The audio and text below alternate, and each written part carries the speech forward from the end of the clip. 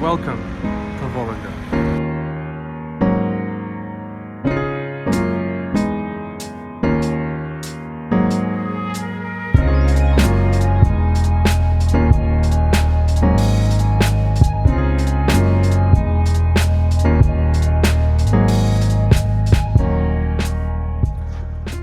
What's up guys, welcome to another video. Today I'm in the city of Vologda, the capital of Vologda Oblast. With just over 300,000 people, Vologda is the 63rd biggest city in the whole of Russia. Lying on the river, the northern Dvina, this city is a pretty important transport hub for the northwest of Russia. Like Moscow, Vologda is thought to have been founded in 1147. However, there is quite a lot of doubt over this date, as this date first pops up in the 17th century as the thought starting date, over 500 years after the date itself. But the city government here has decided to use that date as the official founding date of the city. Although there is some doubt about when this city was founded, one thing that cannot be denied is how important this city has been in Russian history. It was a very important trading city during the Novgorod Republic, and in fact the Tsar, Ivan the Terrible, Ivan Grozny, at one point decided he wanted Vologda to be his capital instead of Moscow. Although Vologda is becoming a little bit more popular with domestic tourists, it's very much off the beaten track for international tourists, and I'm pretty sure I'm the only one here today. Nowadays, the main source of tourism through Vologda is around Christmas, New Year time, when people come and stop here before heading on to the city of Veliki Ustyug, which is the place where Russian Father Christmas, Ded Moroz, is supposed to be from.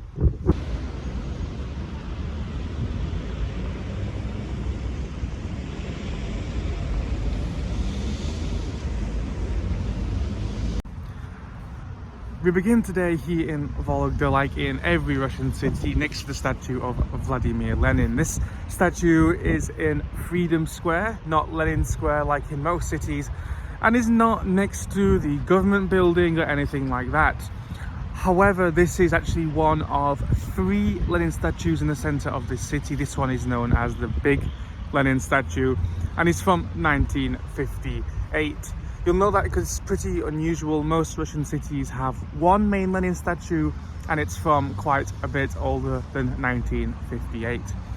This statue here on Freedom Square is right in the center of the city, and it's a pretty good starting point for going to see the rest of Vologda. So from here, I'm going to go explore the city. Let's go.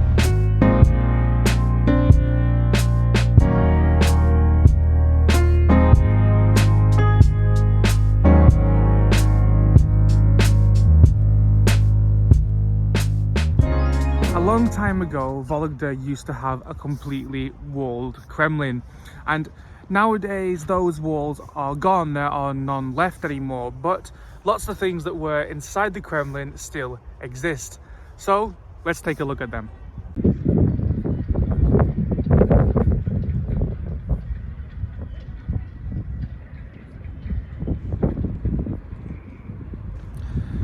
Behind me here, this white stone building is the major landmark here in Vologda, St. Sophia's Cathedral.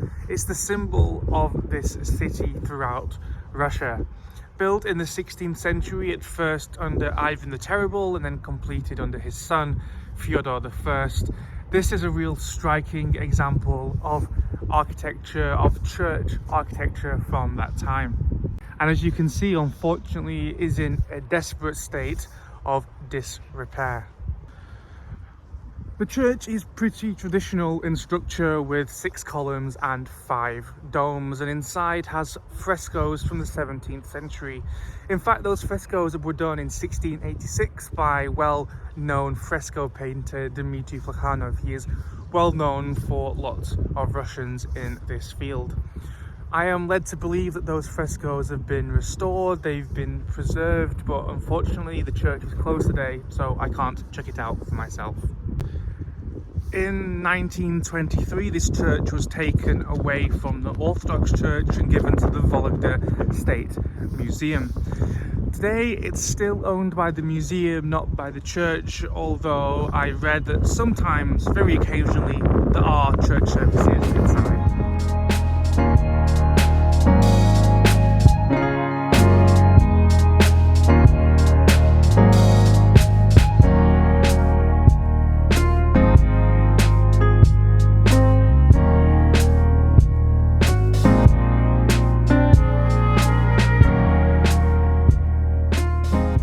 Inside the Archbishops Court, which was founded within the Vologda Kremlin between 1671 and 1675 as a residency as well as administrational centre for the area.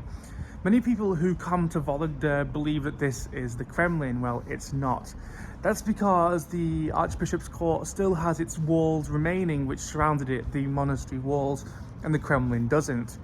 Back in the day when you came to visit here, you'd have to go through the Kremlin walls and then through the monastery walls to get into this area. And now, because those Kremlin walls don't exist anymore, these are the only walls remaining. Inside the court itself, you can find some of the oldest buildings within this city, all from around the mid-17th century. For example, this red building here, which I'm stood right next to, which was built between 1669 and 1670.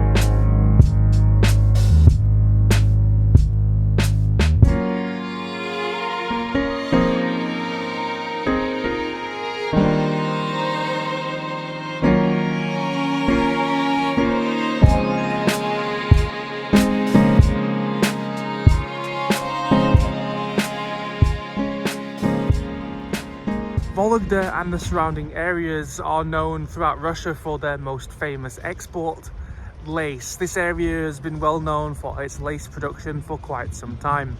And because of that, this grand 19th century building behind me functions as a lace museum. The museum talks about production of lace in Vologda itself, but also talks about the production of lace throughout Europe as a whole.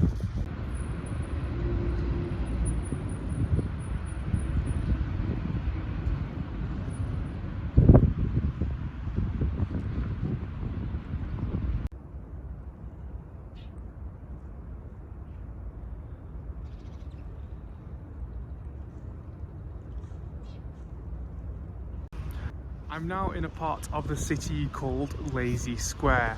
This area is named Lazy Square because once upon a time there was a lazy market here. Lazy market meant that merchants came here and sold things directly out of their carts instead of setting up stalls. This part of the city is the oldest part of Vologda. In fact, this spot here is meant to be where the city was originally founded. And on the 800th anniversary of this city in the 20th century, they built an obelisk celebrating the 800th anniversary of this city. Nowadays, there's not that much to do here. There's some old churches dotted around.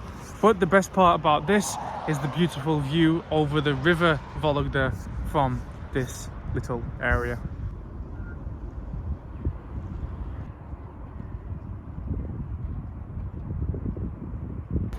At the end of the 19th and the start of the 20th century, Vologda became a pretty common place for political prisoners to be sent.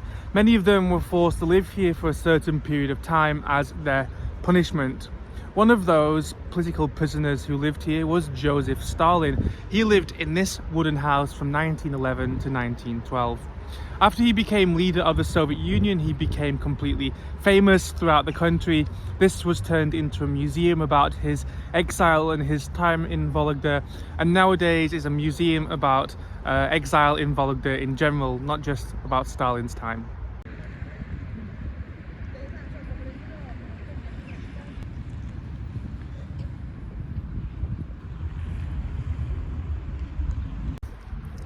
I'm now in the lower part of the city in the main square, which is called Revolution Square.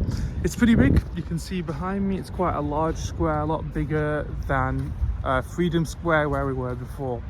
And this square has two things you find in almost every Russian city. The first is a monument to the October Revolution Civil War. This one right behind me here, you can see a big white thing, and because of its shape, it's known colloquially in this city as the Tooth. Another thing we find in this square, which you find in every Russian city, is this, an eternal flame to the memory of those who died in World War II. This was put here in 1965, 20 years after the end of the war.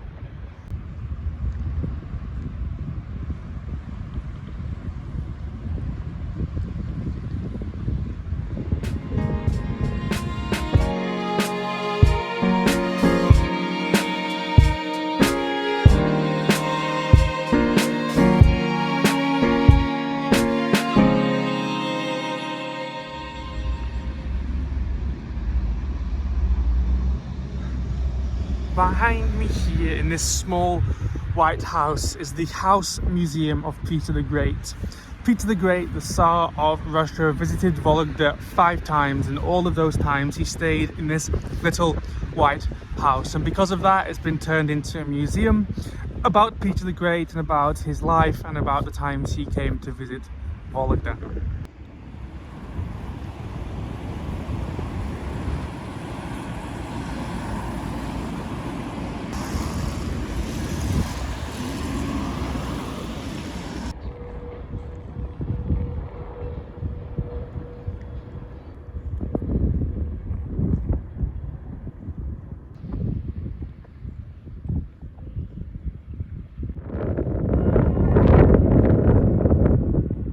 So now I'm in Spaso-Priludsky Monastery, which is on the outskirts of Vologda, and it's one of the finest examples of a surviving fortified monastery here in Russia, as it's lasted all the way from the 14th century.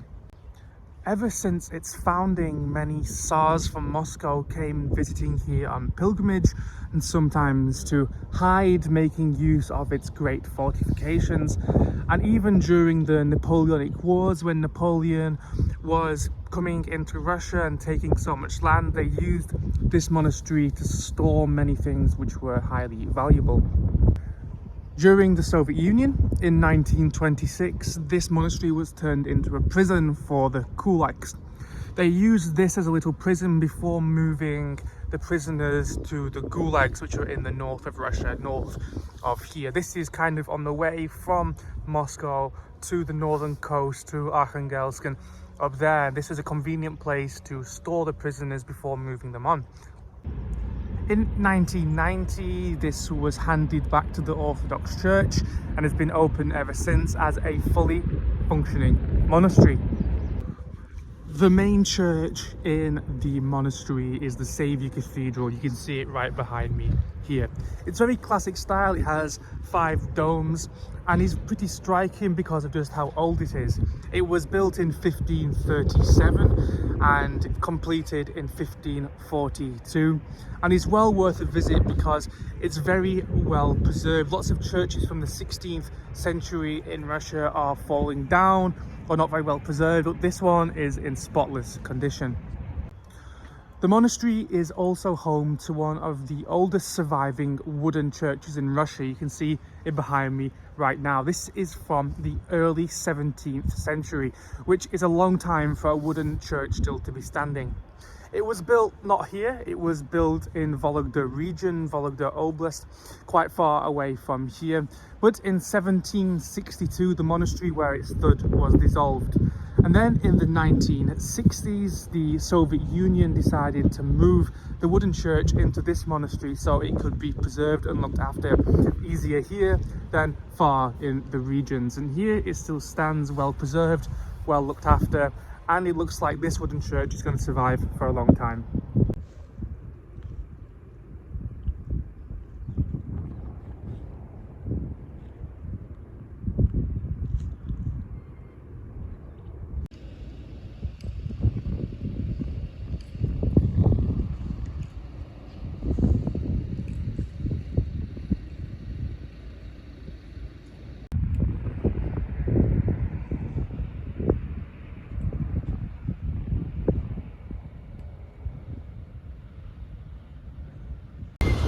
Guys, my time here in Vologda is coming to an end. I'm getting on a train. That's the one behind me, the loud one. That's my train.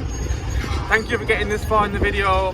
I really hope you liked it. Please give it a like and please comment if you're from Vologda or the area. Maybe you're from Chernobyl or one of the other cities in this area. I'd really like to hear your views.